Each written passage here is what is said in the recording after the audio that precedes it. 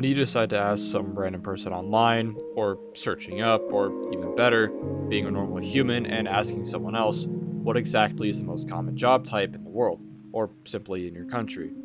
Some might give you a mix of answers, ranging from blue collar, food service, to even influencers in a degree. But besides all of those, you can easily pinpoint what the most common job type is, and that is none other than customer services and retail. That's right, these two absolute messes is the most common job types anyone can have currently. And you might be trying to defend why your job type is more superior, and I'll say this right now, shut up. When you're working in one of these strange positions, one thing is always true. You're always trying to sell something. Well, duh. That's the whole point of customer services of retail, idiot. No. You're not getting the bigger picture of what I'm trying to give to you. Within every job, they are trying to sell you a whole different kind of experience, dining, or anything so niche that you don't even know what the hell you just got into. Basically summing it up to them selling a whole different burger every time. Except that burger ranges from so many different things that this channel does not specialize in. So now you might be thinking, Okay, is the whole point of the video just talking about customer services or retail? well, you wouldn't be far off, but I'm only giving you a bit at a time. That's because I found one other thing that tries to strangely mix and mash not just customer services and retail into one product, but also horror games, or more clearly, digital horror. Before you go asking, yes, digital horror games revolving around customer services or retail, or pretty much God knows what the whole copy and paste analog horror mixed with the Watson Scott test games are at this point, do in fact exist, but it's relatively small. Some digital horror games have pretty much had this strange mix-up for a bit. One notable game is Night of the Consumers. Now, before you say, Well, Night of the Consumers isn't really much of a horror game, now is it? well, it is, so shut up. You've either stumbled upon this game by random chance, or have gotten a notification years ago by either Markiplier, Jacksepticeye, Korix Kenshin, or even Queso.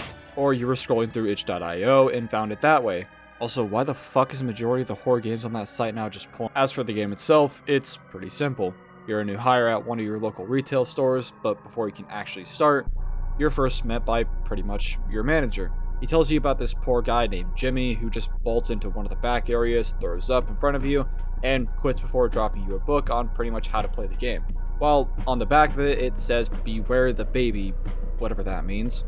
The manager tells you that the shift is starting out just nice and easy, but don't let that smug ass grin tell you otherwise.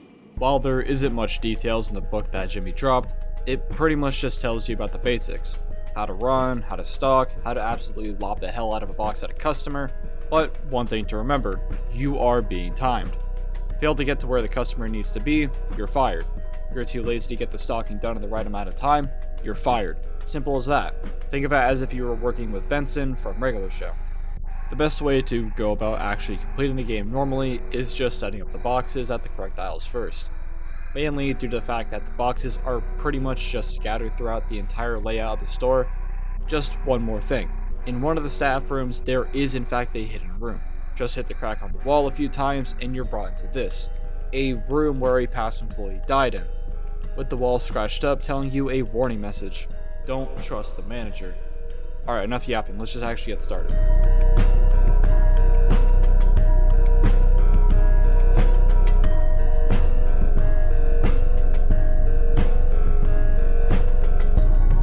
So, after fully stocking the place and dealing with all the crazy zombie-like customers, you finally get to go back home.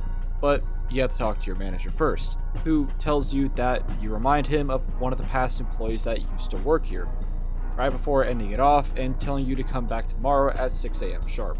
So, here you are, back at your humble abode. You get to watch your little goldfish buddies swim around, turn on the TV and relax a bit on the couch, or sit on the patio and count the low poly textures of the buildings. But the dread of the next day isn't fully gone just yet. Remember, be there at 6 a.m. sharp or end up just like Jimmy. And that's it. There is no night 2 yet. The thing is, this game is pretty much still a work in progress. But do I think this game is in any way, shape, or form bad? Even if it isn't a fully developed product, I think it's okay. It's not the greatest horror game, as the only main horror that's attached to it in any way, shape, or form, I guess, is the horrors of having to work a retail job and getting spooked by the customers. But that's the only horror aspect to it. The replayability of it is pretty okay here and there. It isn't stuck in a loop, but that's mainly just the fact that I might be dumb and think that the boxes spawn in other areas of the store layout. But luckily, it doesn't really suffer as much as something like Pet. But at the same time, it doesn't really have that much of a story, or at least backstory from what I know. Compared to something like Shipwreck 64, you're not solving a massive complex puzzle to find out the very bit of existence of this story. Before you say anything, yes, I know I'm randomly comparing things like Pet and Shipwreck 64 to Night at Consumers, which is weird, I know, but there is a reason for this, and no, this isn't the only game that's going to get this treatment. Since this game is still being worked on for more nights later in the future, one of the main things that I actually look forward to is that hopefully the game expands more on what exactly is wrong with this manager, what could have possibly happened to any previous employees, or even why the customers behave in the way that they do for this game. I'm not going to go and ask for an insane amount of lore dump for this game, but it would be pretty interesting to see later down the line. So by now you're probably looking at the title of the video and questioning to yourself, or to me, Well, what does any of this have to do with rats? well, that's where Home Safety Hotline comes in. Hey, if you at least made it halfway through the video, then thank you. I just have a simple favor to ask of you, well, the audience, to at least like and subscribe to my channel. It would be greatly appreciated. Throughout history, plagues have always existed in some way, shape, or form. But for the sake of this video, it will only be centered around the Black Death, or rather the cause of it all. And that's from these little scurrying bastards. From the very first introduction due to the siege of Kaffa in Crimea, to then spreading to places like Constantinople, Venice, Warsaw, Paris, Madrid, you name it. It impacted Europe, Asia, and even Africa like an absolute haymaker. The cause of it all? Black rats that made their way onto the Genoese ships, and being the very thing to kickstart the Black Plague. So then, what exactly do these rats have to do with digital horror in some weird way? Let me tell you, while this may come as a shock, or not to some people, Home Safety Hotline is ran by none other than rats. And I know, big spoiler, however, it doesn't really expand on that topic in an amazing way. Even though the game itself is pretty self-explanatory, you're a new worker that is tasked with being a telephone operator. Throughout the game, random people will call here and there about various problems. Notice that your desk is unusually tidy and neatly arranged. Sounds like you might have a desk cop at your home. Hearing some strange whistling coming from the inside of your walls? Well, that might just be a whistling fungi if I've ever heard one.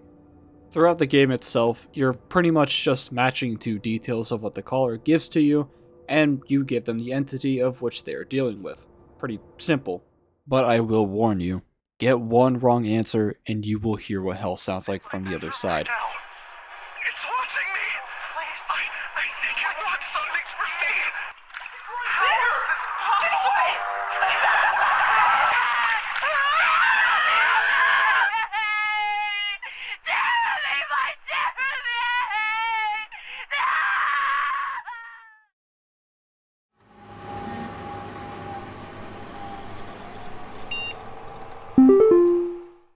As you boot up the game, the first thing you notice is that you're pretty much just stationary in one spot, which is at your computer.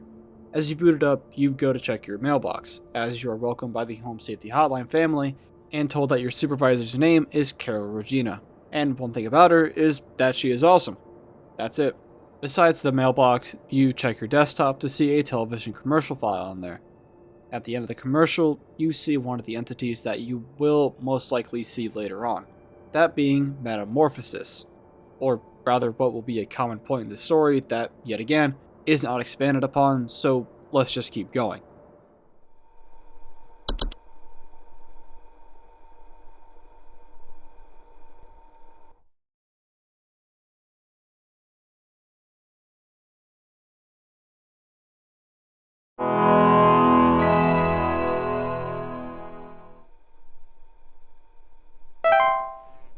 Your first shift is relatively easy. The only main highlight of the day is pretty much a guy named Frank telling you about how there's massive piles of brown in his yard. And he means huge piles of brown. Despite the fact that the shifts kind of just come easy, the game is pretty much just the same old, same old. Like I said before, you watch for 2 details of what the caller gives to you, and you try and match the very thing that's causing them trouble and wait until they call back or not. Which is okay in a degree, but the gameplay does essentially feel repetitive. There's no changes the further you go into the game, no sudden shift that the player has to adapt to, it's all just stagnant. And while looking a bit more into the game, or essentially the reviews, there were actually some good points being made about the game itself. Things like what works with the game and what kind of falls flat with it. Things like the voice acting for it is absolutely amazing. You may have seen a clip here and there on your For You page on TikTok or Instagram or whatever. Point is, you've heard of it before. The art as well is pretty good. Nothing to complain about. The humor is okay, thank God for Hank at least. And then Carol. We love Carol. Now on to the things that don't exactly work out, which is the pacing of it. Throughout the game, it's supposed to gradually pick up on the horror side of it, which it doesn't do that well. And for instance, take something like Kinetopet for example. Throughout your first playthrough of it, it will start to gradually pick up on the horror aspect of it all. And it does a pretty good job on it.